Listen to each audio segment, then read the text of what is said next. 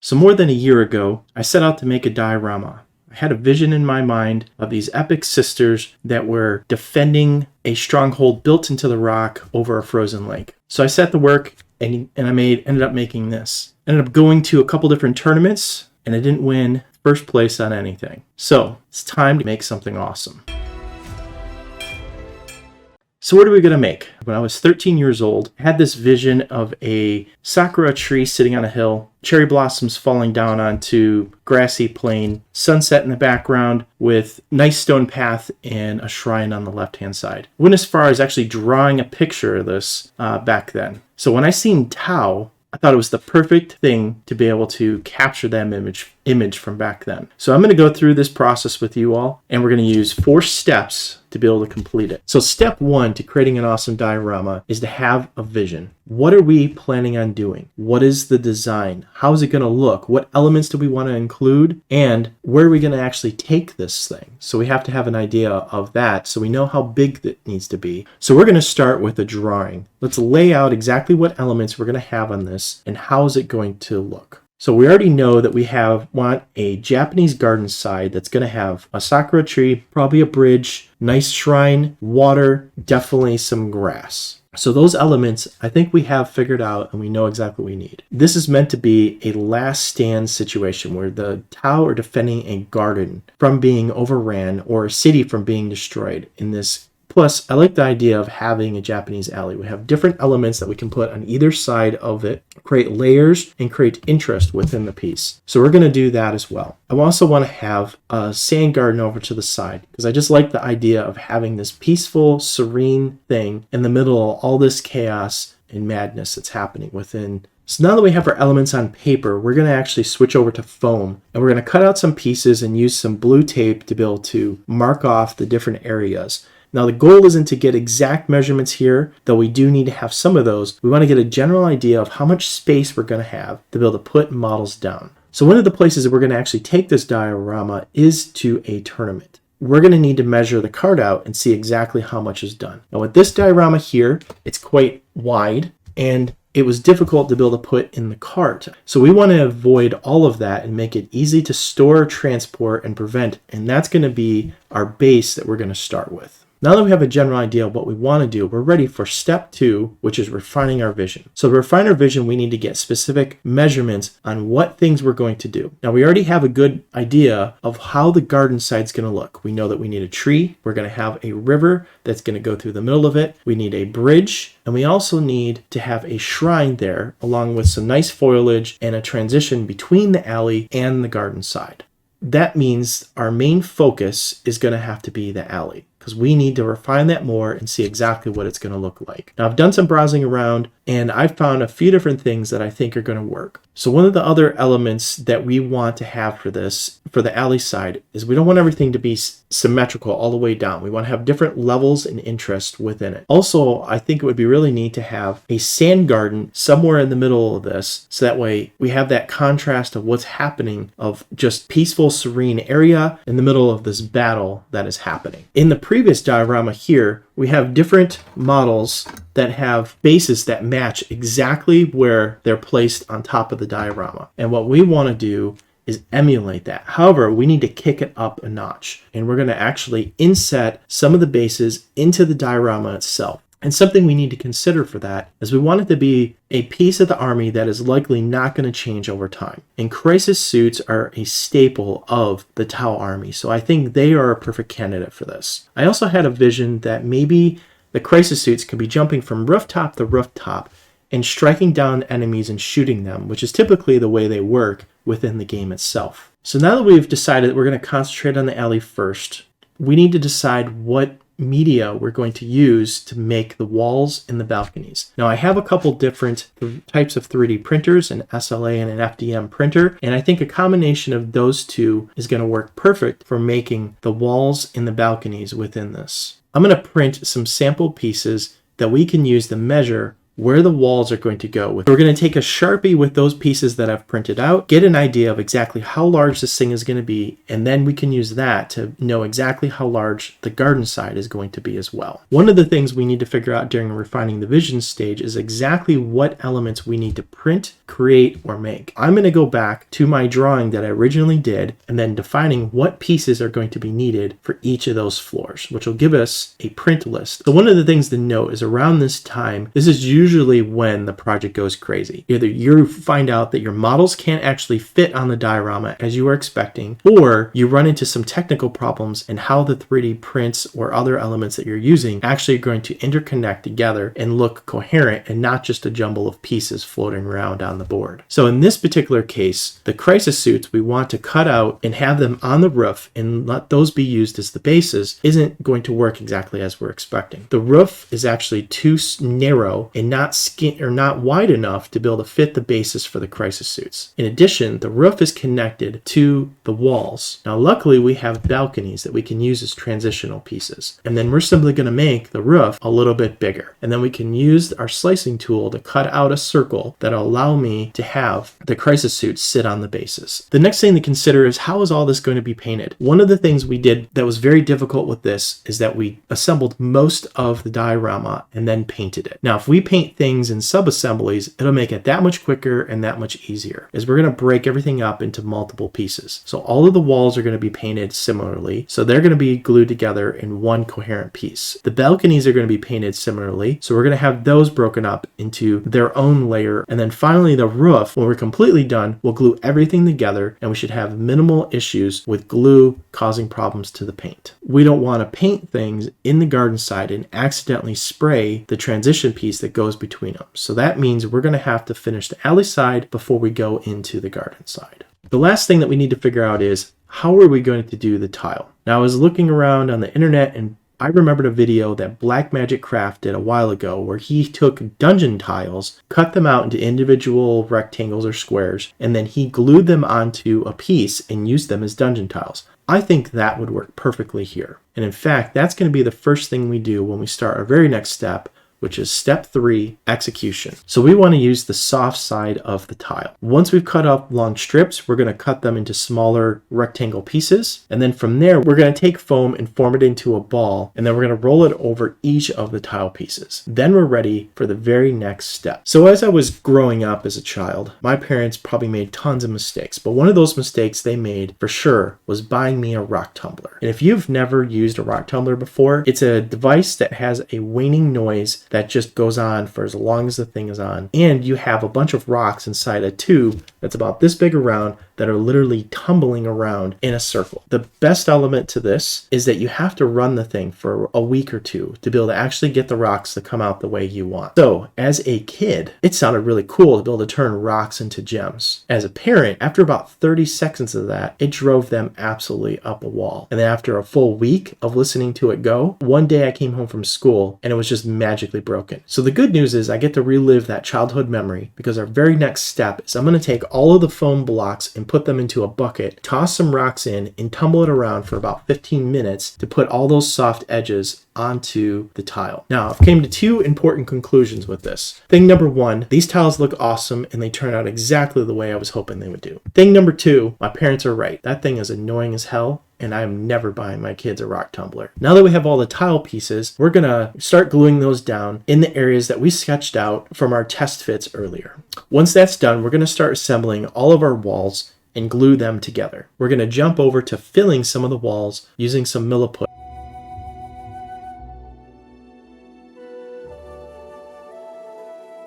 With everything assembled, the next step is to start painting. Now, before I start painting anything, I want to take a moment to remind you all, I don't know how many times that I've done a project, went back and wished that I remembered exactly how I painted something. Write down your recipe. It'll be invaluable for you in the future. And if you didn't use it, you've only lost a few seconds. So we're going to prime everything black using the airbrush. It's going to take probably about 2 to 3 coats to be able to get everything done. And then when that's complete, we're going to do a coat over everything of Rhinox hide. I want the black to be part of the recessed shading and the Rhinox hide just to be the surface color. From there, there, we're going to do an even lighter highlight with Mechanica Standard Gray, almost as a zenithal. For the roof, we're going to prime everything black, and then we're going to do a coat over top of blue with the color of the Fang. Once everything is dry, I'm going to apply a coat of Agrax Earthshade over the entire thing. And then the elements that are closer to the ground, I'm going to do another wash over top of Beltane Green to give it more of a mossy, weathered look.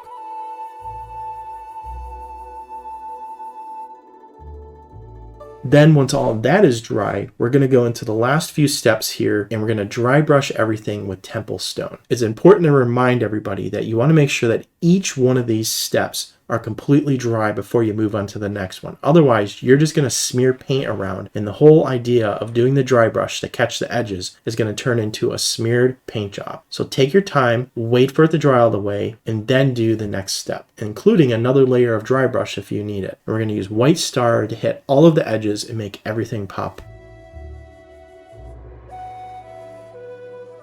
Now that I have the walls and everything painted, we're going to switch over to the garden side. If you've done any type of foam work in the past, one of the easiest ways to be able to pull foam out of a piece is to take a pair of pliers and pinch part of the foam and then give it a twist. It'll allow you to pull chunks of foam out of there. Now you can use a knife and that works just fine, but in this case, I wanted to have a pocked feel that is going to be dug into, not so much smooth cuts from a knife that are going to look weird and awkward. From there, once everything is complete, we're going to cover the entire thing with some thinned down PVA glue. This is going to give us our base so we can put sand on top to be able to have a texture for all of our grass. It'll also protect the foam areas that we already have and make sure that they are not going to cause issues when we're putting down resin or paint in the future. While that is drying, then our very next step is to start working on the tree itself. So now this tree is absolutely gorgeous, and we're going to start with priming it black. And we want to make sure that the inside of the tree is completely covered. We're going to start with a Mechanica Standard Gray. We're going to pump up the brightness of that by adding some white in various levels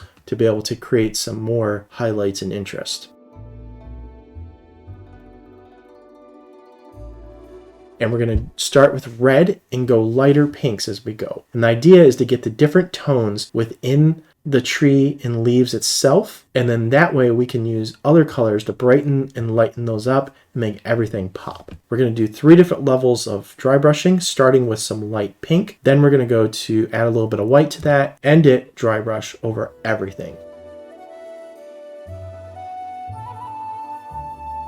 So once all the leaves are complete, we're going to come back in to the tree trunk itself, and we're going to use some brown contrast paint, go over the entire trunk of the tree. And then we'll follow that up with wash of Beltane Green. Now that the tree's complete, we're going to switch over to the garden side again. The last thing that we need to do on the garden side is apply one more layer of PVA over the entire thing to keep the sand that we used as a texture from coming up in the future. Then, once that's completely dry, we're going to switch over to painting everything completely black on the garden side. Then we'll do some gray highlights. We're going to put some different colors down between reds, greens, and browns to be able to give it some variation of color. This is the step where you need to trust the process and know that when you go do the future steps, it's going to blend everything together and it's going to look great. That brings us to step 4, which is the details. So the details is where everything's going to come together. We're going to blend everything together. We're going to assemble everything completely and add those final touches to make the whole thing come together. So we're going to continue with the garden side here, and our very next step is going to be taking some cracked stone, which is going to help blend the alley side to this side. Cracked stone, we're going to dry brush over the entire thing, and you can see the colors that we put in there that look kind of awful are now blending together and look really good. Once that's completely dry, we're going to go and do another layer over top of it all of Screaming Skull, which is going to further blend everything together and transition it over into the alley. For the alley side, we're going to continue to work on some other elements. All of the pieces in between each of the stone pieces on the walls are all going to be colored brown with some wash and some highlights. And then also we need to add some elements to the balcony and to the roof. Back on the garden side, we're going to take some of the little rocks that are going to go around the tree, and we're going to paint them different colors, along with painting some of the rocks in the river different colors as well.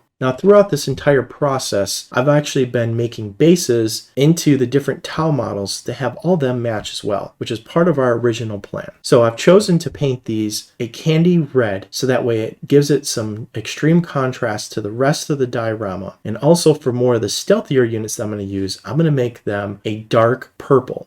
Now, both of these are going to use methods where we take and start with a black undertone. Then we go into using an iron hand steel as a metallic color for a base. And then the final step is to use a filter such as Angron Red from the airbrush line, the Citadel paints. Now, both of these are going to take multiple coats, and I was able to get all of them done, and we'll probably do another video that's focused completely on using this method to paint an entire army. But for now, these two things really bring out and highlight the elements within the diorama itself.